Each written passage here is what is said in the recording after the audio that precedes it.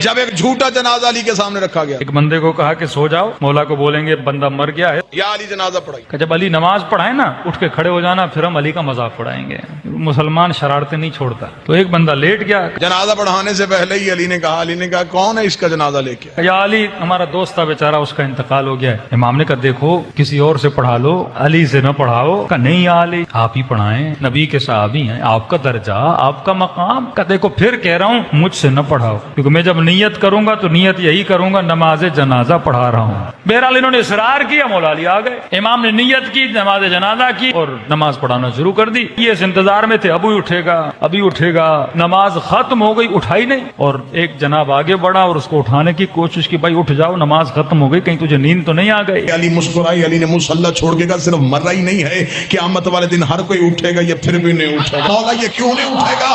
فرمایا اس کا بدن نہیں مرا، اس کی روح ہی مر گئی۔